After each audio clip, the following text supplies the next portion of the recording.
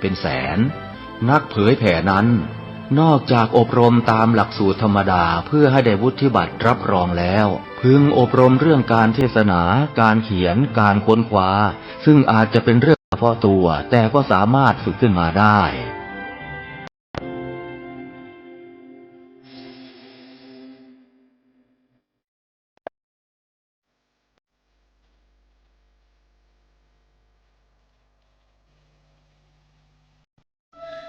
หยาดน้ำตาหลั่งรินท่วมแผ่นดินเมื่อได้ยินข่าวเศร้าวิปโยคใหญ่น้อมดวงจิตส่งเสด็จสู่ฟ้าไกลองค์เจ้าฟ้าพัชรกิติยาภาผู้ทรงธรรม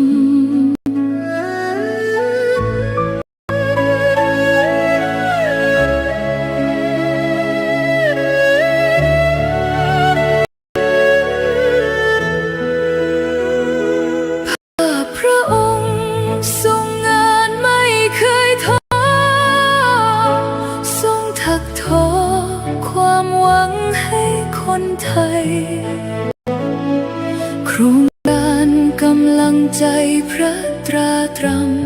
ำชุบชีวิตผู้พลังทำให้ฟื้นคืน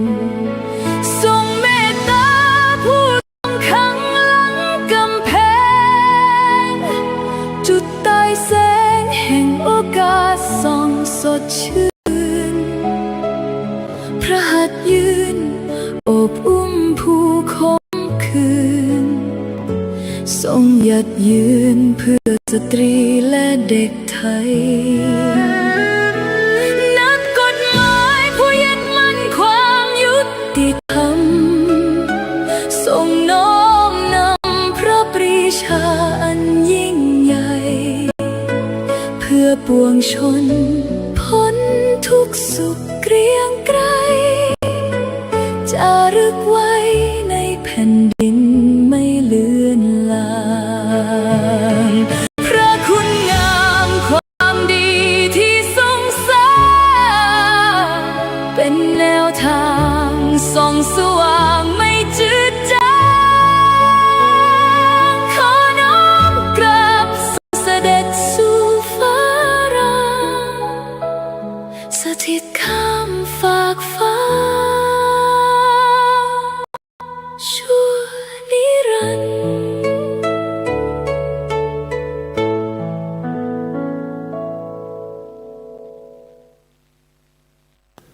สวัสดีครับท่านผู้ฟังพบกับรายการเกษตรเพื่อชีวิตสำหรับวันนี้เสนอเรื่องเตรียมพร้อมก่อนเข้าสู่รายการก็มีธรรมะมาฝากท่านผู้ฟังหัวข้อจากหนังสือพจนานุกรมพุทธศาสตร์ฉบับประมวลศัพท์เรียบเทพเวทีประยุทธ์โตมหาจุฬาลงกรณราชวิทยาลัยพิมพ์เผยแพร่ปี2533หัวข้อธรรมะวันนี้คือโมโหคำว่าโมโหแปลว่าโกรธหรือแปลว่าขุ่นเคืองตามรูปศัพท์เป็นคำภาษาบาลีควรแปลว่าความหลง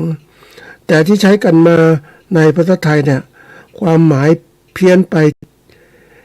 เป็นอย่างข้างต้นคือโมโหแปลว่าโกรธหรือขุ่นเคืองจริงๆโมโหเนี่ยมันก็มีคำรากศัพท์จริงๆน่าจะมาจากโมหะซึ่งโมหะแปลว่าความหลงนะความเขลาความโง่นะมันเป็นจริงๆนะอันนี้โลภะโทสะโมหะเนี่ยนะโลภโกรธหลงโมหะนะอันนี้เป็นตัวหนึ่งที่ว่ามันสำคัญอย่างไรเพราะว่าตัวสำคัญมันมาจากที่ว่าเราหลงนั่นเองมาจริงๆแล้วเมื่อคนเราเนี่ยเขาเรียกว่าหลงนี่เป็นคำกริยาเพราะว่าความสำคัญผิดเข้าใจผิดหมกมุ่นมัวเมาข้างใครเคลิบเคลิ้มนะเข้าไปแล้วเนี่ยนะหาทางออกไม่ได้นะวันนี้ก็คือมันก็คือหลงนั่นแหละมีความจำเลอะเลือนอันนี้ก็หลงนะทีนี้สองตัวมันใกล้กันนะโลภะโทสะโมหะนะโมหะ มันก็โมหะเนี่ยหลงโลภะคือโลภโกรธโลภโกรธหลงโกรธมันก็เกิดว่าโมโหนั่นเองนี่ตัวนี้ที่เราถ้าขยายความต่อไปเนี่ยทั้งหมดเนี่ยมันใกล้กันนั่นแหละเพียงแต่ว่ามันต่อกันทีละยอดทุกอย่างมันมาจากความที่เรานั้นสติปัญญาไหลไปตามกระแสอารมณ์เรารับอารมณ์ที่มันก่อให้เกิดก็เรียกความโกรธเกิดขึ้นจริงๆมองเห็นก็โกรธแต่จริงๆโกรธมันจะเกิดอะไรก็มันก็หลงไปนั่นแหละ สติไม่ทันทีนี้มันโกรธเกิดขึ้นมันก็ต้องหาทางออกระบายก็รับโกรธมาเป็นเวทนาก็ตอนนี้ละความรู้สึกที่เกิดขึ้นในจิตใจมันก็เกิดการปรุงแต่งเกิดขึ้นแล้วตอนนี้ก็เกิดการตอบโต้ขึ้นมาอันนี้เป็นสิ่งสำคัญคนเราเนี่ยเขารู้จักมันก็บอกมีสติปัญญารู้ต่อทันอารมณ์โกรธหรือหลงก็ตามมีสติปัญญารู้มันเข้ามาปุ๊บก็ต้องหาทางออกให้มันได้อย่าปล่อยให้มันกิเลสพวกนี้มันครอบงำจิตใจคนจิตใจตัวเราคนอื่นก็ไม่รู้แล้วนะแต่ว่าถ้าเราเกิดงี้ปุ๊บมันต้องหยุดให้ได้มีก็เรียกพิจารณาด้วยสติปัญญามันจะรู้จักเหตุรู้จักอะไรต่างๆรู้จักเหตุเป็นไงมันโกรธแล้วหลงหรือโลภมันหรือโกรธมันเกิดขึ้นแล้วมันจะทำอะไรเกิดขึ้นมันเหตุและเป็นผลเกิดขึ้นอย่างไรเพราะฉะนั้นมันก็สติระลึกได้ก็กรองด้วยปัญญามันจะรู้ควรทำตอบโต้หรือไม่ควรทำตอบโต้เพราะว่ามันเห็นผลแล้วเพราะฉะนั้นสิ่งนี้มันเป็นตัวเตือนเรานะเขาบอกตัวเตือนตัวมาบอกเหตุการณ์ต่างๆที่มันเกิดขึ้นถ้าเราทำอย่างนี้ตัวเตือนนี้มันก็เป็นตัวสอนเราด้วยสอนฝึกจิตฝึกใจเราทำยังไงให้มันไม่ให้เกิดเหตุเหล่านี้ไม่ให้เกิดผลเหล่านี้ก็ต้องหยุดยั้งนั้นตัวสติเป็นตัวสำคัญที่สุดนะท่านผู้ฟังสติแปลว่าความระลึกได้แล้วหลายอย่างมากขึ้นเหมือนทำเราเกิดเกินก็เตรียมพร้อมเตรียมต่างๆที่จะเกิดขึ้นมาในการที่จะทำให้เกิดการตอบสนองต่ออารมณ์เหล่านั้นทีนี้วันนี้จะมาพูดถึงเรื่องการเตรียมพร้อมเนี่ยโดยความหมายหลักศัพท์ของการเตรียมก็คือเป็นคำกริยาว่าจัดแจงไว้ให้เรียบร้อยหรือแปลว่าจัดหรือทำไว้ล่วงหน้าแล้วนี่เตรียมพร้อมมันคืออะไรล่ะความหมายของเตรียมพร้อมเนี่ยคือเป็นคำกริยาเหมือนเตรียมตัวเตรียมกำลังไว้ให้พร้อมเตรียมตัวเตรียมกำลังไว้พร้อมในความหมายที่เราจะใช้ทั่วไปณที่นี้ก็คือว่าความหมายการเตรียมพร้อมหมายถึงการจัดสิ่งจำเป็นไว้ก่อนทั้งด้านแผนเครื่องมือข้อมูลกำลังคนสภาพจิตใจเพื่อให้พร้อมใช้งานเมื่อถึงเวลา นี่คือการเตรียมพร้อมมันครอบคลุมทุกตัวทั้งเตรียมต่างทั้งหมดเลยเตรียมจิตใจเตรียมกายเตรียมแผนงานเตรียมเครื่องมือข้อมูลต่างๆกำลังคนที่จะทำงานทั้งหมด ในการที่จะทำให้เกิดเอาไว้ใช้ข้างหน้าในประสบผลสำเร็จถ้าเราไม่เตรียมก็มีปัญหาเพราะนั้นถ้าเราไม่เตรียมเหตุการณ์มันเกิดขึ้นเราไม่ทันแล้วเราจัดการอะไรไม่ได้ปุ๊บมันก็เกิดความเสียหายเกิดขึ้น เขาบอกในเชิงการเรียนรู้เนี่ยคำว่าเตรียมพร้อมเนี่ยยังหมายถึงสภาพพร้อมของกายร่างกายจิตใจประสบการณ์เดิมและความคิดความสนใจที่จะช่วยให้เกิดการเรียนรู้ปกติในคนมันมักจะมีก็เรียกตัวสำคัญที่สุดคือได้รู้คำว่ารู้นี่มันก็คือมันเป็นปัญญาตัวหนึ่งนั่นแหละรู้คือรอบรู้เรื่องราวต่างๆส่วนใหญ่เรามีความรู้ตรงที่อะไรรู้ไหมจากการเขาเรียกว่าได้มีคนมาสอนเราแบบประเภทสุตตมยปัญญาส่วนจินตามยปัญญาเนี่ยมันเกิดขึ้นจากที่เรานั้นคิดพิจารณาเรื่องราวต่างๆปกติพวกนี้มันจะเกิดขึ้นก็ต่อเมื่อเราได้ลงมือทำแล้วเกิดความเข้าใจเกิดการเรียนรู้ ต่อเนื่องเกิดขึ้นเพราะฉะนั้นมันเรียนรู้ทุกอย่างนะก็เกิดการที่เรียกว่าจินตนาการความคิดต่างๆช่วยในการทำให้เกิดอะไรเกิดการเรียนรู้ที่มันก็บอกความรู้ที่เกิดขึ้นจากประสบการณ์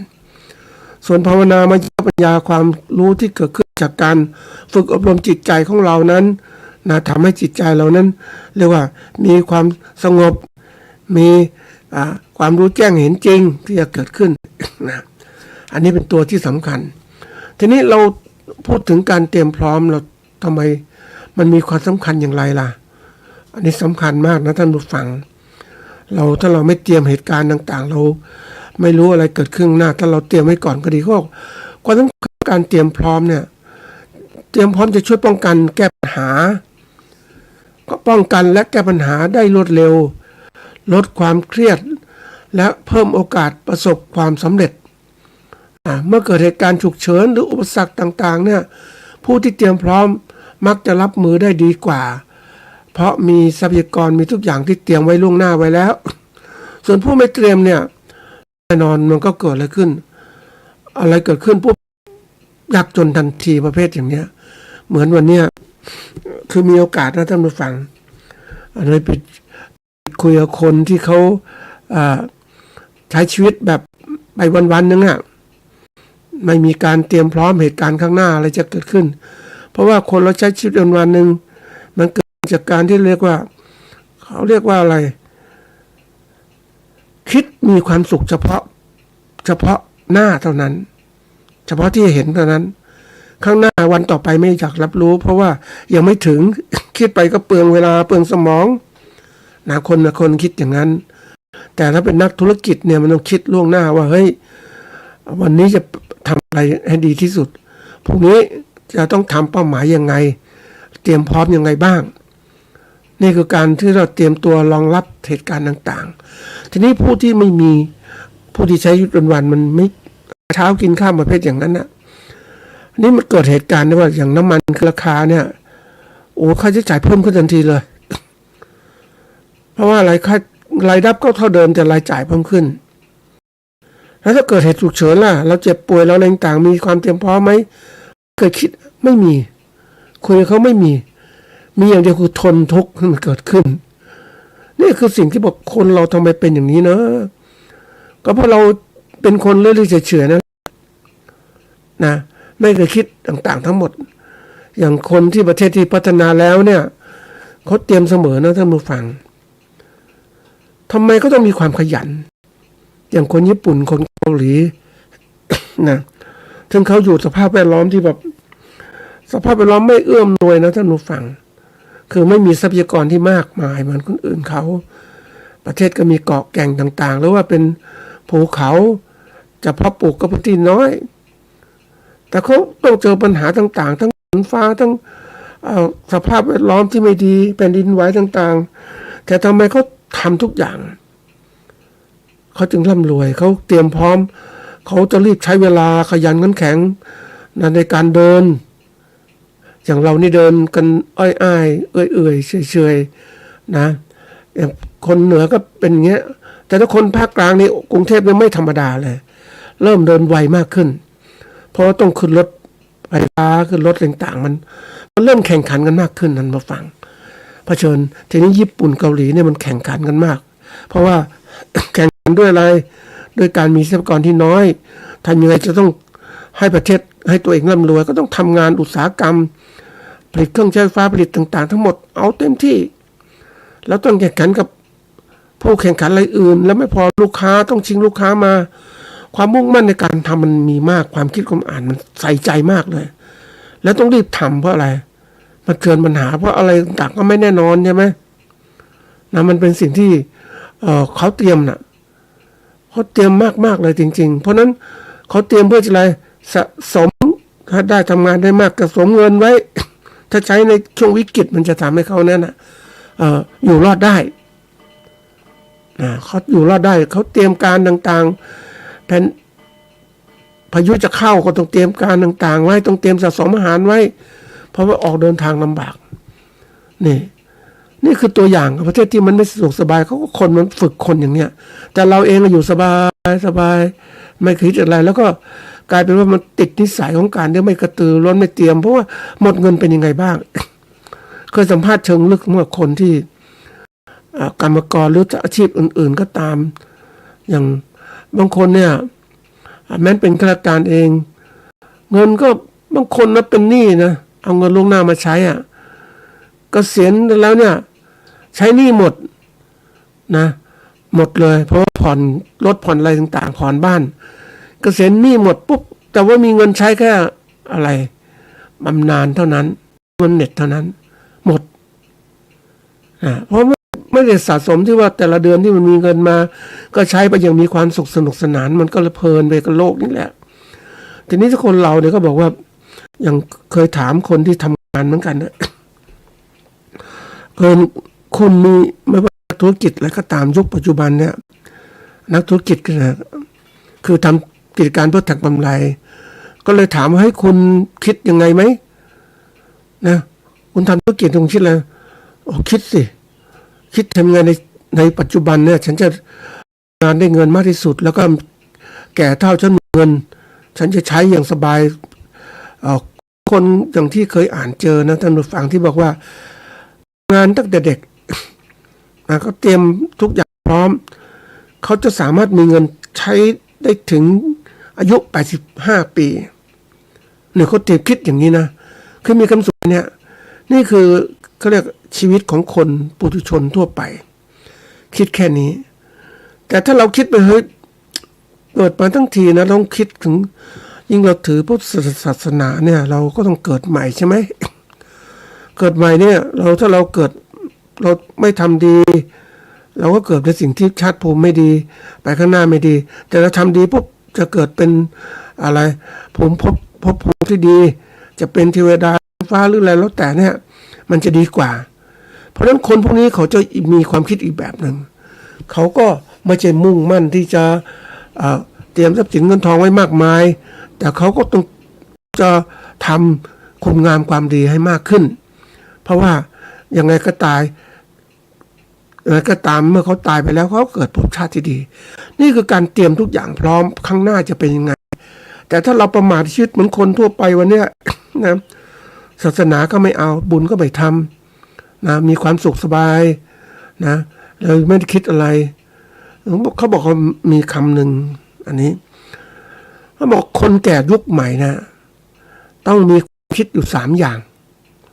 นะอันที่1ต้องมีสุขภาพดีนะกายและใจต้องดีพร้อมอันที่2ต้องมีเงินเป็นตัวปัจจัยในการใช้ชีวิตอันที่3ถ้าลูกกตัญญูนั่นคือเป็นเหมือนกับตัวเผื่อเลือกไว้ถ้าลูกกตัญญูเนี่ยถึงเวลาเราแก่ชราเขาจะเลี้ยงเราตอบ แต่ทีนี้ลูกมันก็กตัญญูหรือไม่กตัญญูเราไปหวังมันไม่ได้หรอกเพราะสังคมตอนนี้มันคนหลายคนห่างจากวัดจากวาห่างจากศาสนาไม่ค่อยเชื่อเขาก็ใช้ชีวิตอย่างมีความสุขกับครอบครัวเขาแล้วเพราะนั้นเขาจะห่วงพ่อแม่ไหมแม้พ่อแม่เขาจะเลี้ยงอะไรก็ตามเพราะนั้นปัจจุบันนี่บอกว่ามันจะมีสถานสงเคราะห์คนเกิดขึ้นมากมายเพราะว่าไม่มีคนมาดูแลผู้สูงวัยนี่เรียกผู้สูงวัยเพราะนั้นผู้สูงวัยต้องมีเงินทีนี้ในวันนี้พูดถึงว่าเราเตรียมเนี่ยนี่คือการเตรียมพร้อมนะท่านผู้ฟังเตรียมพร้อมที่เราจะต้องมีเงินเก็บนะเคยคำนวณเล่นๆไว้นะว่าเราเองนะถ้าเราไม่เตรียมการในทุกอาชีพนะท่านผู้ฟังเราต้องหัดเตรียมเงินไว้นะว่าสมมุติเราแก่ชราตอน60เขาไล่เราออกเดี๋ยวนี้เขาให้ออกเร็วนะท่านผู้ฟังอาชีพบางอาชีพก็55ก็พอแล้วเขาต้องคนที่มันกระตือร้นอายุมากๆเนี่ยไม่ไหวเอามาทำงานคิดก็ไม่ขอทันอะไรก็ไม่ขอทันก็ให้ออกไปดีกว่าเขารับคนใหม่ๆเพราะฉะนั้น55ปีแต่60นี่เหมือนก็เป็นข้าราชการเป็นที่เขาตั้งเลยก็ทำถ้าคน60มาแล้วเนี่ยเราต้องมีชีวิตอย่างน้อยอีก20ปีถึงจะตายแล้วถามว่าเฮ้ยเราจะต้องเตรียมเงินเท่าไหร่อันนี้คิดให้เตรียมพร้อมเป็นข้อคิดนะเตรียมพร้อมว่าจะฝากมีเงินเนี่ยอย่างสมมติว่าเราต้องมีเงินใช้วันละ200วันละ200เนี่ยอย่างต่ำเลยหรือว่า600เนี่ยยิ่งดีมากๆพอเหมาะสมอย่างต่ำ200เนี่ยปีนึงก็ 73,000 กว่าบาทละ ทีนี้ถ้า10 ปีละเท่าไหร่ละนะ10 ปีนี่ก็700,000 กว่าบาทละสมมติว่าวันละ200แต่เรานี่คือค่ากินอย่างเดียวนะค่าเจ็บป่วยไม่เคยคิดอะไรจริงๆค่าเจ็บป่วยค่าอยู่อาศัยก็ต้องเตรียมอีกอะเอาง่ายๆสมมติเราต้องใช้วัน600รวมค่าแพทย์ค่าอะไรต่างๆเดี๋ยวนี้ไปเจอแพทย์บางอย่างเบิกยาไม่ได้อะไรไม่ได้เมื่อมี30 บาทรักษาโรคลำบากมากนะท่านผู้ฟังเนี่ยเพราะฉะนั้นถ้าสมมติวันละ600 บาทเนี่ยปีหนึ่งก็200,000 กว่าบาทละนะ219,000นะอันนี้ปีหนึ่งถ้า10 ปีอะ2 ล้านกว่าแล้วอะแล้วเรามีไหมล่ะถ้าอีก10 ปีเป็น20 ปีก็4 ล้านอะอย่างน้อยอะเราต้องเตรียมเงินแต่เพราะนั้นเคยถามคนพวกนี้เหมือนกันว่าเฮ้ยคุณมีเงินเท่าไหร่ตอนนี้สะสมนะอันนี้คนบางคนเนี่ย60 ปีก็มีแค่ไม่เท่าไหร่เองบางคนทำงานเนี่ยมีเงินไม่ถึงแสนมีเงิน2-3 หมื่นบาทเท่านั้นนะอันนี้มันเสี่ยงมากๆยิ่งสถานการณ์ไม่ดีอย่างเงี้ยนั้นมันต้องหัดคิดและเตรียมการต่างๆมันดีความสำคัญเตรียมพร้อมที่บอกว่ามันจะช่วยป้องกันและแก้ปัญหาได้เร็วขึ้นลดความเครียดต่างๆเพิ่มโอกาสแล้วคนหลายคนนะท่านผู้ฟังถ้าไม่เตรียมพร้อมเจอปัญหาความไม่เตรียมพร้อมวันชราภาพวันที่หมดสภาวะของความสามารถในการปกป้องตัวเองมันหมดจริงๆนะหมดตัวเองแล้วจะพึ่งพาใครอ่ะ นะอย่างนึกถึงฝรั่งที่เขาทำเขาก็พยายามนะเขาเก็บเงินอ่ะเขาก็เดินไม่ค่อยได้เขาก็ใช้รถไฟฟ้านี่เป็นเก้าอี้ไฟฟ้านะท่านผู้ฟังเก้าอี้ไฟฟ้าก็มีรถยนต์ก็มีนะเพราะตัวเองเดินไม่ได้ต้องใช้รถไฟฟ้าทั้งนั้นเนี่ยการพึ่งตัวเองต้องเตรียมไว้เสมอเราอย่าไปหวังพึ่งใครนะโดยหลักการของการเตรียมความพร้อมเนี่ยก็บอกว่าสำคัญที่สุดคือความไม่ประมาทไม่ติดล่วงหน้าว่าอะไรเกิดขึ้นเราเตรียมไว้รับมือเสมอไว้ก่อนนะเราต้องหัดถ้าคนเฉยชาเนี่ยอย่างเอาตัวอย่างที่เล่าตรงนี้ก็เหมือนกับว่าอาชีพทั่วไปอาชีพก่อนต้องเตรียมเหมือนกันมากแล้วจริงๆมากนะท่านผู้ฟังยกตัวอย่างที่ว่าเราคาดการณ์ว่าเราจะทำนาข้าวได้เท่านี้นี่นะหรือปลูกมะม่วงได้เท่านี้ต่อปีนะปลูกพืชอะไรได้เท่านี้ต่อปีนั้นเราเตรียมคิดว่ามันจะดีระหว่างที่เราผลิตมันไม่ได้ตามกำหนดมันน้อยกว่าลงกว่าเดิมเพราะสภาพแวดล้อมไม่ดีผลผลิตก็ไม่ได้แล้วยิ่งมาเจอการตลาดที่มันผันผวนอีกทำยังไงโอ้โหมันยากนะท่านผู้ฟังอันนี้มันต้องหัดเตรียมอย่างที่เคย เล่าไว้นานคนเราเนี่ยไม่ได้เตรียมพร้อมในการรับสภาวะแวดล้อมที่เอื้ออำนวยนะมีเกษตรกรคนหนึ่งที่ทำอาชีพเลี้ยงผึ้งนะเลี้ยงผึ้งจากเลี้ยงประมาณ200-300 รังเป็นประมาณ700แล้ว7,000 กว่ารังไม่ถึง7,000 4,000 กว่ารังหวังจะรวยผมก็เยอะนะท่านผู้ฟัง 4,000 กว่ารังนะทีนี้คาดหมายว่าปีนี้จะรวยปรากฏว่าลำไยไม่ออกดอกอีกนะไม่ได้ขาดทุนอีกขาดทุนก็ทุกอีกเลี้ยงพึ่งทั้งปี 4,000 อีกต่อไปทีนี้ลำไยไม่ออกดอกปีมันไม่ได้อีกมันไม่ออกอีกปีที่มันจะคาดมันก็อะไรไม่ออกดอกพึ่งก็เก็บน้ำพึ่งไม่ได้นะอันนี้ขาดทุน2 ปีติดละปีที่3เอาเงินทั้งหมดสู้หมดเลยท่านผู้ฟังเขาสู้นะผมไม่ดีสิปรากฏปีที่3มันออกดอกนิดหน่อยเองแล้วเกิดความเรียกว่าความแห้งแล้งเกิดขึ้นดอกลำไยมันร่วงพายุต่างๆพัดพาร่วงนะมันก็พึ่งก็ไม่ได้น้ำหวานอีกขาดทุน3 ปีติดเลยหมดเงินออมหมดทุกอย่างแล้วก็ลดพึ่งมาจาก 4,000 มาเหลือ100 กว่ารังท่านผู้ฟัง นี่คืออะไรนี่คือถ้าไม่เตรียมพร้อมคือเตรียมพร้อมเนี่ยเราเตรียมพร้อมเมื่อการผลิตใช่ไหมแต่เราไม่ได้เตรียมพร้อมที่จะรับเหตุการณ์ข้างหน้าเราต้องรู้สถานการณ์ต้องศึกษาเตรียมพร้อมรับทุกอย่างไม่ใช่ศึกษาว่าฉันจะทำอย่างนี้อย่างเดียวผลิตอย่างเดียวต้องไม่ดูตลาดอย่างนี้มันไม่ได้มันเจ๊งอย่างเดียวยิ่งวันนี้สถานการณ์เศรษฐกิจไม่ดีหลายตัวมากเลยเราเตรียมพร้อมอย่างไรบ้างอย่างวันนี้มันถึงว่าวันนี้จะคิดตรงนี้ลึกนะท่านผู้ฟังเราเจอปัญหาหลายอย่างมากสภาวะเศรษฐกิจที่ไม่ดีการซื้อขายไม่ดีเลยหลายตัวสินค้าส่งออกต่างๆมันแล้วมันมีต้นทุนการผลิตที่สูงเนี่ยผลิตสินค้าไปก็มันขายมันแพงคนอื่นก็ไม่ซื้อนะแล้วไปเจอปัญหาเศรษฐกิจของเราเนี่ยนะยิ่งพืชผลเกษตรของเราในจีนส่งสินค้าเกษตรเข้ามาเต็มไปหมดเลยเพราะจีนผลิตสินค้าส่งอเมริกาส่งประเทศที่เขาเป็นหลักไม่ได้เพราะมันขึ้นภาษีเขาก็มาทุ่มตลาดในประเทศไทยทำไงเกษตรกรไทยเลยทุกตัวใช่ไหมนี่เศรษฐกิจเพราะฉะนั้นมาถึงสังคมเราก็แบบนี้อย่างสังคมเราเนี่ยสังคมผู้สูงวัยแล้วก็เจอแรงงานต่างประเทศเข้ามาแย่งงานหมดเลยโอ้ยเดี๋ยวนี้ภาคเหนือเนี่ยโดนมากนะท่านฝั่งไทยใหญ่พม่าหรือกะเหรี่ยงขอบเขตต่างๆประเทศเข้ามาทำงานแย่งอาชีพคนไทยคนไทยไม่มีงานทำก็คือเราค่าแรงเราก็สูงนะแต่คนนี้เข้ามาเนี่ยเขาค่าแรงต่ำเขาก็แย่งชิงสังคมของเรามันเปลี่ยนหมดเลยเดี๋ยวนี้คนก็ไม่ค่อยมีลูกอีกไม่มีทายาทช่วยงานเกษตรกรก็ไปไม่ได้เหมือนกันการเมืองก็ไม่มั่นคงบริหารประเทศก็ไม่เก่งนะการค้าการขายไม่ดีเนี่ยสภาพแวดล้อมประเทศไทยพูดตรงๆตอนนี้มันหนาวก็หนาวไม่ใช่หนาวนะหนาวจะหนาวมากนะอากาศร้อนก็ร้อนจริงๆเลยร้อนแล้วฝนอีกในช่วงนี้มันร้อนมันปลายป่วนมันไม่เหมือนเดิมเท่าไหร่เพราะว่าสภาพแวดล้อมของโลกมันเปลี่ยนสภาพเรือนกระจกที่มันสะสมมานานแล้วก็ โลกมันร้อนขึ้นมีการวิจัยโลกมันร้อนขึ้นและน้ำทะเลก็มีมากขึ้นเก็บความร้อนเกิดพายุต่างๆมากขึ้นฝนตกก็มากขึ้นนี่คือสภาพอากาศที่เปลี่ยนเราต้องคิดเอาข้อมูลเหล่านี้มาใช้คือไม่ใช่เตรียมเฉพาะสภาพเขาเรียกว่าคนส่วนใหญ่จะมองว่า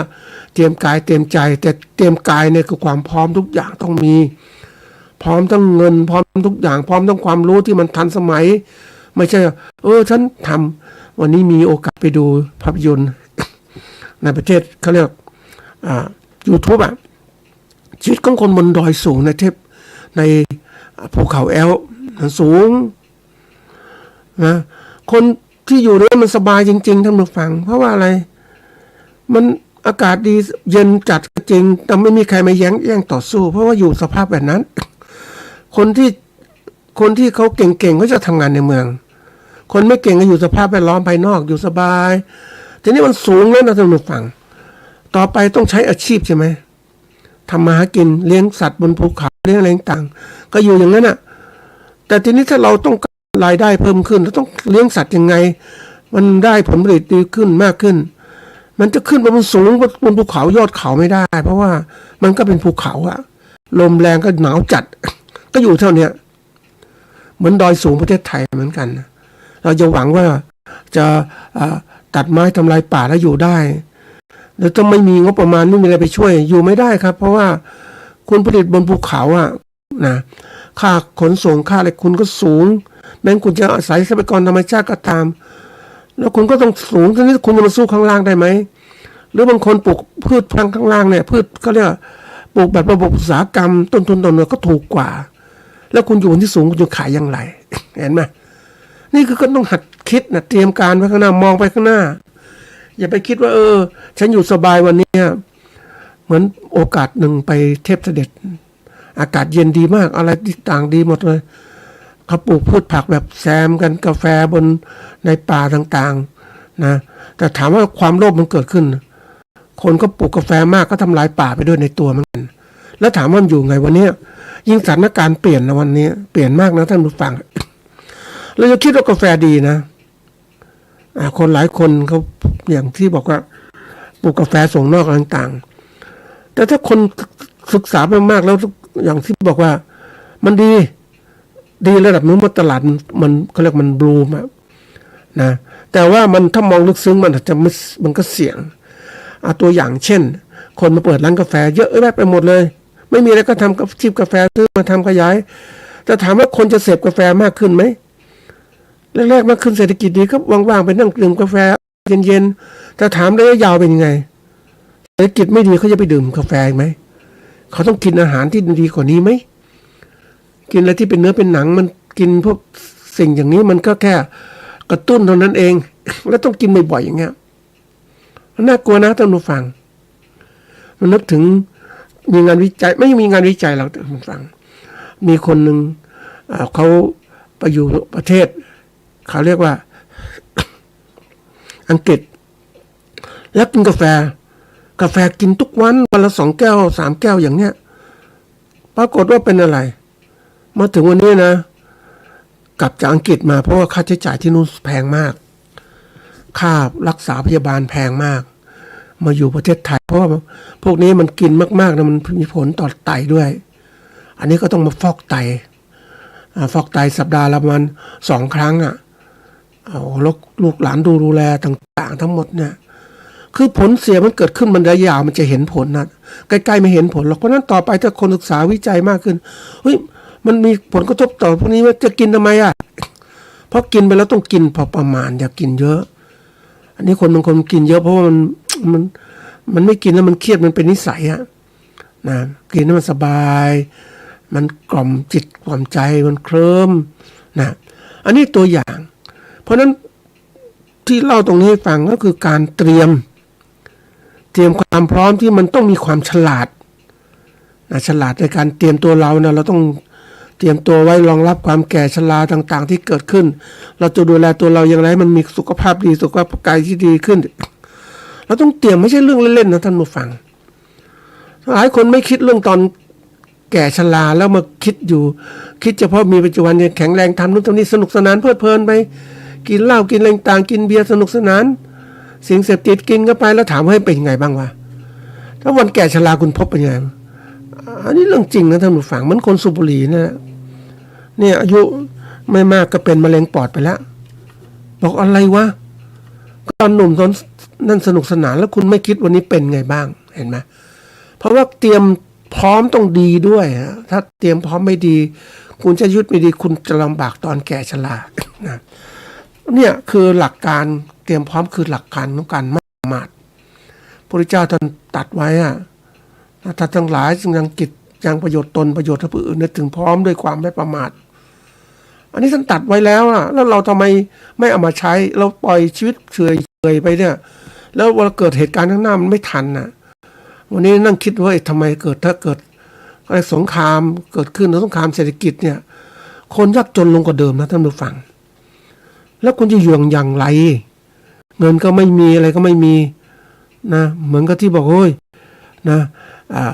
ถ้า30 บาทรักษาทุกข์ไม่มีคุณลำบากด้วยนี่ยาบางตัวท่านผู้ฟังเบิกไม่ได้อีกแล้วถ้าคุณจะเบิกคุณต้องจ่ายพิเศษอีกแล้วคุณมีเงินไหมล่ะคุณไม่ทำพร้อมนะว่าวิธีการที่บอกให้ทุกคนที่เข้าใจทุกอาชีพต้องเตรียมนะอย่าไปเล่นนะท่านผู้ฟังเพราะว่าโลกเนี่ยมันเปลี่ยนแปลงที่เร็วมากมันโลกาภิวัตน์ที่เล่าไว้เนี่ยและเหตุการณ์ต่างๆเปลี่ยนแปลงเร็วมากเลยบางประเทศตัวอย่างเช่นบางประเทศเนี่ยมีความสุขกับการเป็นอุตสาหกรรมอย่างประเทศจีนที่ผ่านมาจีนอุตสาหกรรมก็เจริญเติบโตวันนี้คือในต่างชาติย้ายฐานผลิตไปแล้วอย่างเราประเทศไทยเนี่ยเราก็ภูมิใจของเราว่ามีอุตสาหกรรมไฟฟ้าเครื่องใช้ไฟฟ้าเต็มไปหมดเลยปรากฏว่าวันดีคืนดีนั้นอุตสาหกรรมเครื่องใช้ไฟฟ้าบางบริษัทใหญ่ๆของญี่ปุ่นย้ายออกของเราไปอยู่ที่เวียดนามไปอยู่ที่อินโดนีเซียค่าแรงถูกมากเลยเห็นไหมเราจะมาพูดว่าฉันดื้อพร้อมทุกอย่างมันไม่ใช่วันนี้สถานการณ์มันเปลี่ยนตลอดเวลานะอย่าประมาทนะแล้วยิ่งเศรษฐกิจแบบนี้โอ้อย่าประมาทเด็ดขาดนะท่านผู้ฟังเตรียมอะไรเตรียมเพราะว่า สินค้าอาหารกินยาเครื่องนมที่ใส่ที่ยารักษาโรคต่างๆเสื้อผ้าต่างๆต้องเตรียมไว้นะเพราะว่ามันแพงขึ้นอย่างวันก่อนไปเจอนะท่านผู้ฟังมันนึกอะไรวะเนี่ยน้ำแข็งซื้อประจำน้ำแข็งจริงๆมันน่าถูกนะท่านผู้ฟังแต่ก่อนมัน6-7 บาทกิโลละ5 บาทตอนหลังมันเป็นน้ำแข็งถุงกิโลละ10 บาท ไม่กี่วันมันเองอะจาก10 บาทขึ้น12 บาทนะท่านผู้ฟังโอ้มันขึ้นเท่าไหร่เท่าแล้วเงินของเราก็ไม่เพิ่มขึ้นเท่าเดิมค่าเงินค่ามันเฟ้อมากมายทีเดียวเลยแล้วถ้าเราไม่เตรียมการข้างหน้าไม่คิดเนี่ยปล่อยชิดเรื่อยเฉยมันก็จะกลายเป็นคนจนรุ่นใหม่ท่านผู้ฟังไม่มีอะไรสักอย่างแต่ก่อนเป็นคนจนที่มีจนเงินจริงแต่ว่าเรามีทรัพย์สินเงินมีที่ดินมากมายตอนนี้ไม่มีที่ดินมากมายนะมีแต่เงินแล้วเงินมันเสื่อมลงทำยังไงไม่มีที่ทรัพย์สินนะโอ้โหลำบากนะแล้วจะบอกว่าพอเพียงต่างๆไม่ใช่เหล่านี้มันต้องเตรียมการก็วิธีการเตรียมความพร้อมนะเตรียมพร้อมประการแรกต้องกำหนดเป้าหมายหรือสถานการณ์ที่ต้องมือให้ชัดเจนเนี่ยข้างหน้าเนี่ยอะไรต่างๆเกิดขึ้นสถานการณ์การเกษตรไม่ค่อยดีนะหลายตัวเลยรัฐบาลก็ไม่พูดถึงตอนนี้ข่าวที่มันมีในหนังสือพิมพ์เรื่องต่างๆมันไม่เคยพูดถึงเรื่องนี้เพราะว่าอะไรคนเราก็จะพูดสิ่งที่ประสบความสำเร็จอะไรที่จะไม่สำเร็จเนี่ยเป็นปัญหาไม่อยากพูด เคยคุยเหมือนกันน่ะคุยกับคนบอกเฮ้ยคุณต้องเตรียมตัวตายให้ดีนะเพราะคุณไม่มีอะไรต่างๆผมไม่เอาอย่าพูดแต่มันฟังถ้ามันไม่ดีทั้งที่เป็นจริงของชีวิตมาเดี๋ยวนี้คุณบอกว่าคุณต้องเตรียมการดีๆนะอย่าไปใช้จ่ายสุรุ่ยสุร่ายอุ้ยมีความสุขไม่มีอะไรเลยนะมันมีแต่วันนี้มันบีบคั้นสถานการณ์ของประเทศก็ไม่ดีทำไงเห็นไหมรัฐบาลก็ไม่พูดมันแก้ปัญหาผิดเป็นงั้นแหละนะแล้วเราก็เดือดร้อนเนี่ยแล้ววันนี้ต้นทุนผลิตจะสูงเพราะต้นทุนใช้ชีวิตก็สูงขึ้นแต่เงินที่จะได้จากรัฐบาลเงินต่างๆเงินจากได้จากนายจ้างก็ยังคงเดิมนายจ้างที่เขาเก่งนะท่านผู้ฟังเขาก็ไม่เอาเงินไม่เอาแรงงานไทยหรอกเอาแรงงานต่างประเทศดีกว่าไม่ผูกมัดจ้างใช้แรงงานจบคุณจะเป็นจะป่วยยังไงแต่ว่ามาบริษัทคนไทยจ้างคนไทยมันต้องช่วยนู่นช่วยนี่นะมีประกันสังคมมีอะไรต่างเยอะแยะนะเนี่ยตัวอย่างคนต้องกำหนดเป้าหมายซะก่อนนะวันนี้ต้องเตรียมนะท่านผู้ฟังอย่างน้อยถ้าคุณอยากมีชีวิตที่มีความสุขตอนปลายชีวิตก็อย่างน้อยต้องมีเงินประมาณ2 ถึง 4 ล้านบาทนะเตรียมไว้เลยแล้วต้องมีเคยคิดเล่นๆนะประมาณ8 ล้านนะท่านผู้ฟังอยู่ต่อ20 ปี28 ล้านประมาณเท่านั้นถ้าเราไม่เตรียมการลำบากทีเดียวนะต้องตั้งเป้าหมายนะสถานการณ์ต่างๆมันเปลี่ยนเร็วมากนะถ้าโลกมันร้อนขึ้นทำยังไงวันนี้ค่าไฟฟ้ามันก็เพิ่มขึ้นนะแอร์ก็ต้องใช้ท่านผู้ฟัง โลกมันร้อนขึ้นกว่าเดิมนะอันที่สองต้องทำรายการสิ่งที่ต้องใช้ไว้นะมีอะไรต่างๆต้องทำรายการทำแผนงานแผนเงินอุปกรณ์ข้อมูลต่างๆต้องศึกษาเต็มที่เลยเราเตรียมเพื่อชีวิตจะมีความสุขนะท่านผู้ฟังคนเราเนี่ยเขาบอกมีความสุขสบายสุขกายสุขใจก็ต้องเตรียมไว้ไม่ใช่ปล่อยให้เรื่องราวต่างๆมันเกิดขึ้นแล้วมันสร้างความทุกข์ของเราเนี่ยเราต้องฉลาดนะคือเราต้องรู้จักจากเป้าหมายและกำหนดภารกิจของเราว่าต้องเตรียมสิ่งต่างๆเราเนี่ยแผนเงินต้องเตรียมให้พร้อมเงินอย่างที่บอกว่าคนแก่ต้องมี4 ล้านขึ้นไปนะแผนงานวันเนี้ยถ้าเรายังอยู่วัยทำงานก็รีบเก็บเงินอย่างน้อยเนี่ยต้องได้วันละอะไรต้องได้อย่างน้อยเก็บเงินวันละ500ถึงจะได้ถึงนะโอ้ยเคยเล่าตรงนี้เหมือนกันนะท่านผู้ฟังเพราะเราต้องใช้สมมุติว่าถ้าวันละ200ปีหนึ่งต้องได้73,000 กว่าบาทถ้ามีเก็บวันละ200แล้วถามว่าปีนึงเท่านี้แล้วถ้า10 ปีได้700,000 กว่าบาทเองมันไม่พอท่านผู้ฟังเห็นไหมนะมันไม่พอที่จะใช้ข้างหน้านะไหมมันเคยคุยกับคนอายุ50ท่านผู้ฟังเงินเก็บไปซื้อบ้านซื้ออะไรหมดแล้วไม่มีอะไรแล้วเนี่ยต้องทำหากินตอน50แล้วถ้าคุณไปทำงานอีก10 ปีคุณต้องแก่ชราคุณจะทำยังไงคุณมีทรัพย์สินที่ดินนะที่อยู่อาศัยแต่เงินเก็บคุณไม่พอคุณจะทำยังไงบางคนวันนี้บอกเฮ้ยคนก็บอกว่าเศรษฐกิจแบบนี้มีบ้านขายบ้านมีรถขายรถมีที่ดินขายที่ดินเพราะว่าต้องมีเงินซื้ออาหารการกินท่านเราต้องเลี้ยงตัวเองทำไงเนี่ยไหม เนี่ยมันต้องคิดต้องทำรายการพวกนี้ไว้เผื่อไว้อันที่สามเนี่ยเตรียมทางเลือกสำรองไว้หลายทางอย่างเราจะเป็นลงทุนเนี่ยอย่างเคยดูคนบางคนนะเขาต้องทำงานหลายๆอย่างอย่างทำงานวัน400เขาเก็บได้200มีวันว่างไปทำงานรับเหมาอื่นตามอีกเพื่อจะเก็บเงินเพราะมันไม่พอบางคนมีครอบครัวมีลูก2 คนต้องใช้ลูกแล้วลูกเมียพ่อบ้านแม่บ้านทำงานหมดมันยังไม่พอใช้ท่านผู้ฟังพออยู่พอกินแบบเนี้ยจะเก็บก็ไม่เก็บเพราะนั้นมันเก็บไม่พอต้องทำอาชีพอื่นนะบางคนเนี่ยบอกทำงานอย่างตะวันนี้ครับประเทศไทยยังมีอาชีพใหม่ที่ว่าขับรถรับจ้างนะรถทั้งรถยนต์รถมอเตอร์ไซค์นะต่างๆทำหมดเลยเพราะว่าเขาไม่มีอะไรทำท่านผู้ฟังไม่มีเงินนะอันที่4เนี่ยหัดซ้อมฝึกซ้อมทบทวนขั้นตอนล่วงหน้าเสมอว่ามันจะเกิดอะไรเหตุเกิดขึ้นมันจะถึงเวลาซ้อมไว้บ้าง อย่างที่เคยบอกว่าท่านผู้ชมท่านผู้ฟังซ้อมไหมว่าสมมุติเราข้าวเรากินวันเท่าไหร่ถ้าเราไม่มีเรากินข้าวน้อยลงได้ไหมจาก3 มื้อเป็น2 มื้อได้ไหมจะเก็บเงินเท่าไหร่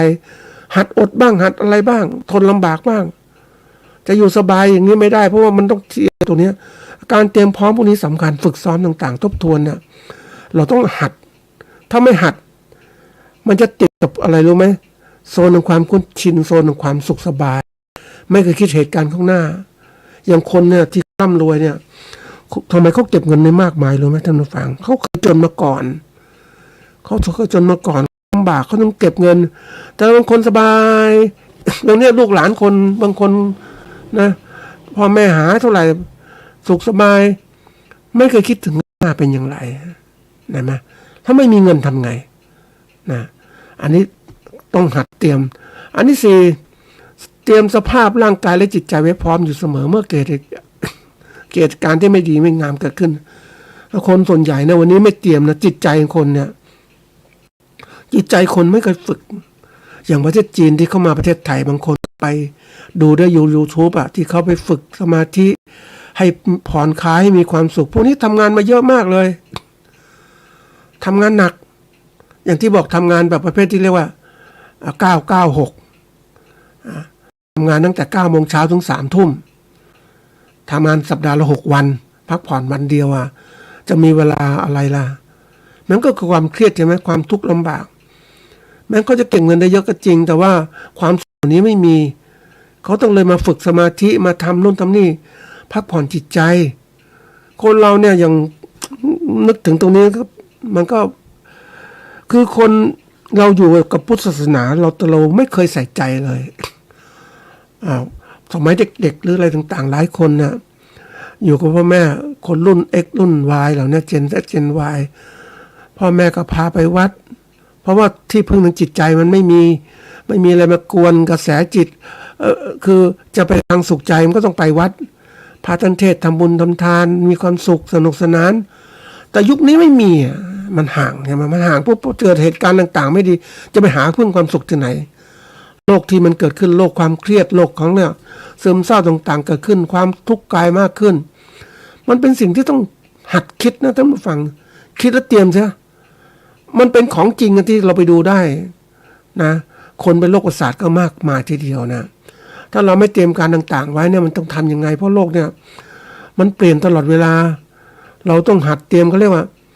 เตรียมสิ่งต่างๆไว้เตรียมพร้อมเขาเรียกว่าต้องข้อมูลทุกอย่างพร้อมที่มันเกิดขึ้นข้างหน้าเนี่ยคืออย่าประมาทเด็ดขาดนะท่านผู้ฟังว่ามันเป็นยังไงบ้างเพราะว่าตัวนี้สำคัญมากเลย อย่างในชีวิตของเราต้องฝึกการอะไรสำคัญที่สุดนะท่านผู้ฟังเตรียมพร้อมเรื่องฝึกตัวตนของเราก่อนเราพร้อมที่จะพึ่งพาตนเองได้หรือเปล่าเนี่ยอันที่1ความรู้เราพอไหมนะปกติเดี๋ยวนี้คนเราเนี่ยเรา ที่เขาบอกพูดว่ามนุษย์เป็นสัตว์สังคมเนี่ยถ้าเราสัตว์สังคมต้องมีการปฏิสัมพันธ์กับคนอื่น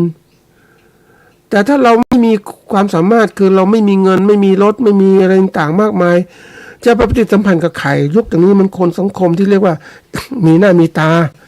เรา ไม่มีหน้ามีตาก็อยากมีหน้ามีตาเขาสร้างความพร้อมทั้งที่เราไม่พร้อมเราก็ยังความเทียมที่เกิดขึ้นพร้อมแบบเทียมท่านผู้ฟังไม่ได้จริงอย่างเราเห็นพวกมีรถเราก็อยากจะมีรถกับเขาเพราะนั้นจะเข้ากับเขาได้ต้องมีรถเหมือนกันไม่ว่ารถจักรยานรถมอเตอร์ไซค์รถยนต์ต่างๆไม่มีก็ไปกู้มานะเพราะอยากมีเนี่ยนี่มีแล้วมันกินค่าใช้จ่ายนะก็ต้องหาจ่ายอีกก็กลายเป็นว่าความพร้อมที่เริ่มต้นจากการที่เรามีหนี้สินต่างๆมันลุงลังไปหมดบางคนก็สร้างความพร้อมว่าฉันต้องทำอาชีพนี้ให้ดีที่สุดมีรายได้แต่ปีนี้มันขาดทุนทำไม่ได้แล้วก็ทำยังไงนะก็ต้องอะไรขายของเก่ามีเรื่องจริงนะท่านผู้ฟังได้คุยกับคนหนึ่งที่เขาหวังว่าไปอยู่อำเภอหนึ่งในจังหวัดเชียงใหม่อำเภอเชียงดาวก็มีความสุขการทำงานมีนู่นมีนี่งานมันสบายที่นู่นท่านผู้ฟังแต่ทีนี้ตกงานนะท่านผู้ฟังตกงานก็ต้องจะหาที่อยู่ในเชียงใหม่ย้ายมากลับที่นี้หางานที่นี่ทีนี้มันมาเนี่ยมันไม่ได้งานนะท่านผู้ฟังก็ต้องเอาของเก่ามาขายเอาเครื่องใช้ต่างๆเสื้อผ้าต่างๆเอามาขายเพราะว่าไม่มีเงินเลี้ยงชีพท่านผู้ฟังนะก็นี่คือตัวอย่างคนหลายคนไม่เคยเตรียมความพร้อมไม่เคยคิดเหตุการณ์ข้างหน้าเพราะในชีวิตแต่ละคนแต่ละวันนั้นมีเรื่องที่ต้องแก้ไขอยู่ล่ำไปอยู่ตลอดเวลาตราบใดที่ก็ตามเราไม่มั่นคง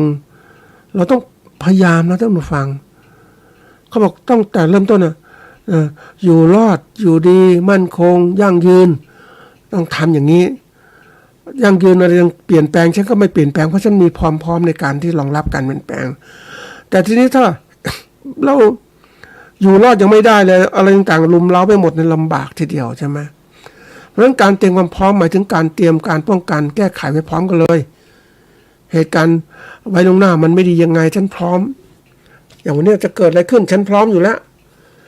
พร้อมอยู่แล้วเพราะอะไรมีเงินเก็บมีอะไรพร้อมทุกอย่างทรัพยากรพร้อมอาหารการกินพร้อมมันนึกถึงอาหารการกินท่านผู้ฟังอย่างที่บอกว่าก่อนไม่เคยที่จะซื้อน้ำกินนะเรากินน้ำฝนกินอะไรได้หมดเลยนี่มาที่นี่มันต้องซื้อน้ำขวดกินหมดเลยน้ำกินก็ไม่มีแล้วทำยังไงคือน้ำฝนไม่มีเรากินน้ำขวดที่เขาขายกันจะไปกินน้ำประปามันก็ยังไม่มันไม่เหมือนญี่ปุ่นนะท่านผู้ฟัง ญี่ปุ่นก็มีความสะอาดมีทุกอย่างมาตรการแต่ของเราเนี่ยโอ้ยประปาเราเนี่ยจะไปกินมันพร้อมเดินมาพร้อมบางจุดนะแต่จุดทั่วไปถ้าเกิดว่า มันไม่พร้อมจุดนั้นท่อแตกมันก็ดินเดินก็เข้าไปข้างในใช่ไหมมาต้มตะกอนมันจุดมันสีสนิมขึ้นไปหมดเงี้ยมันดื่มได้ไม่ได้ใช่ไหมเพราะฉะนั้นทุกคนก็ต้องมาซื้อน้ำกินมันขึ้นราคามากนะขึ้นราคามากนะท่านผู้ฟังแต่ก่อนเนี่ยธุรกิจนี้มันเป็นเรื่องที่บอกนึกถึงคนอเมริกันเขาเรียกพวกที่ทหารอเมริกันมาประเทศไทยนะเขาไม่ดื่มน้ำของเราก็ดื่มน้ำขวดของเขานะน้ำขวดประจำเลยเพราะว่าความใจความสะอาดเขาต้องมีโรงงานอุตสาหกรรมก็ซื้อน้ำจากโรงงานอุตสาหกรรมมาพวกทหารพวกเนี้ยเขาใช้น้ำพวกนี้ทั้งนั้นแหละ จะไปกินน้ำต้มอย่างเราไม่มีทีนี้มันเป็นอุตสาหกรรมแล้วเริ่มการขยายไม่เคยคิดเหมือนกันน้ำดื่มนี่ต้องซื้อกันขนาดนี้มันแพงมากนะท่านผู้ฟังก่อนคนละ3-4 บาทเป็น5 บาทเป็น10 บาทคนเล็กๆตอนนี้บางเทศกาลคนละ20 บาทถ้าไปภัตตาคารน้ำเนี่ยคนละ30 บาทมันแพงทั้งนั้นนะท่านผู้ฟังเพราะนั่นนี่คือตัวอย่างว่าเราต้องเตรียมความพร้อมเสมอบางนั้นต้องไม่หัดคิดเนี่ยเขาบอกว่าคนเราการเตรียมการความพร้อมต่างๆก็เหมือนกันที่เราเดินทางไกลเราจะต้องเตรียมทุกอย่างไว้ล่วงหน้าไม่ว่าแผนที่เดินทางเสบียงเสื้อผ้าพาหนะอาหารการกินต้องเตรียมให้หมดเงินทองติดกระเป๋ายังไงบ้างต้องหัดเหล่านี้นี่จะรู้เรื่องนี้เราต้องไปหัดถ้าเราหัดเดินทางไปพักนู่นพักนี่บ้างมันจะรู้เลยว่าเฮ้ย เราพร้อมหรือยังขณะที่เราเดินเราคิดว่าพร้อมแต่ไปถึงบางที่มันไม่พร้อมมันหมด เงินไม่พอแล้วไม่พอนะอยู่ไม่ดีบางคนบอกไม่เป็นไรอยู่ตามโรงแรมพักตามโรงแรมออกจากบ้านมาพักตามโรงแรมแต่ถามว่าโรงแรมบางที่มันก็ไม่พร้อมอ่ะ นะบางที่โอ้ยยาที่ฟันละดีมากเลยทุกอย่างอาหารการกินตอนเช้ามื้อเช้าเลยสะดวกสบายมีพักห่างไกลข้าวไว้ก่อนแต่บางที่ไม่มีท่านผู้ฟังยาที่ฟันแปรงที่ฟันก็ไม่ค่อยดีอะไรก็ไม่ดีโอ้มันแค่บางทีก็คิดแค่ซุกหัวนอนเท่านั้นแล้วเราไม่พร้อมเราไปเผชิญอย่างนั้นเราจะรู้เราไม่พร้อมแล้วต่อไปต้องเตรียมการถ้าฝึกอย่างเนี้ยเราต้องเรียนรู้ความลำบากเกิดขึ้นมันเป็นยังไงมันสอนเราอย่างไรต้องหัดนะท่านผู้ฟังอย่าไปคิดว่าเราสุขสบายตลอดเวลาบางทีบอกว่าเรา มีความพร้อมไหมตัวเราพร้อมไหมเราต้องหัดดูด้วยเราป่วยพร้อมไหมเราลองป่วยดูสิแล้วไปนอนโรงพยาบาลดูสิเราจะเห็นว่าเป็นยังไงบ้างลองหัดเจ็บป่วยหน่อยสิไปนอนที่โรงพยาบาลรู้สึกยังไงไม่มีใครมาเยี่ยมไม่มีอาหารการกินที่ดีอร่อยไปเที่ยวไหนก็ไม่ได้ติดเตียงนะท่านผู้ฟังยิ่งคนแบบอยู่วันสักวันก็ลำบากแล้วจะอยู่เป็นเดือนมันยังไงบ้างนะเห็นไหมถ้าคนเราผ่านประสบการณ์นี้มันจะรู้เราพร้อมหรือไม่พร้อมเราต้องมีความไม่ประมาทเด็ดขาดเลยนะเนี่ยเป็นหลักสำคัญที่ความไม่ประมาทนะเราต้องหัดตรงนี้ท่านผู้ฟังอย่างที่บอกว่าไปดูที่มันไม่ดีบ้างไปพักที่มันไม่ดีบ้างลองเจ็บป่วยอยู่เป็นยังไงเป็นโควิดยังไงมันเป็นโรคต่างๆก็รู้มันต้องระมัดระวังอีตอนนี้มันโควิดระบาดนะท่านผู้ฟังบางช่วงเนี่ยนะเพราะว่าอะไรรู้ไหมลูกใหม่ๆเนี่ยมันติดกันนะมีโรงเรียนหนึ่งเป็นโควิดทั้งห้องเลยครูก็เป็นแล้วก็เป็นเพราะอะไรนะเพราะว่าใช้ห้องแอร์นะเดี๋ยวนี้ความร้อนอ่ะโรงเรียนไม่เหมือนเดิมคนหนึ่งก็จะถึงทั้งหมดเลยไปในอากาศนี่แหละโรคทางเดินต่างๆเพราะนั้นวันที่เราเตรียมความพร้อมเนี่ยเพื่อเรานั้นจะได้ไม่มีความเครียดต่างๆเกิดขึ้นมีการปรับตัวต่างๆนี่อยากให้ทำนะท่านผู้ฟัง อาชีพเกษตรเราต้องรีบความพร้อมนะที่มันขาดทุนที่มันเป็นปัญหาต่างๆเนี่ยเราคิดเราเตรียมพร้อมหรือยังหาข้อมูลไปดูว่าจริงๆเราไม่พร้อมเนี่ยเราไม่เคยเตรียมอะไรต่างๆเลยเราคิดว่าทำงานเกษตรแบบดั้งเดิมทำไปเรื่อยๆอยู่สบายไม่ใช่เดี๋ยวนี้มันคิดอะไรต่างๆโลกมันเปลี่ยนนะท่านผู้ฟังไม่ธรรมดาเลยอากาศก็ไม่เหมือนเดิมสภาพดินก็ไม่เหมือนเดิมทุกอย่างรอบตัวไม่เหมือนเดิมมันเปลี่ยนตลอดแล้วการที่เปลี่ยนแปลงเหล่านี้มันเปลี่ยนแปลงเร็วขึ้นกว่าเดิมความเสี่ยงต่างๆมันขึ้นถ้าเราไม่พร้อมอาจจะสูญพันธุ์ก็ได้นะท่านผู้ฟังนะอันนี้ตัวอย่างนะเล่าให้ฟังเล่นๆนะครับ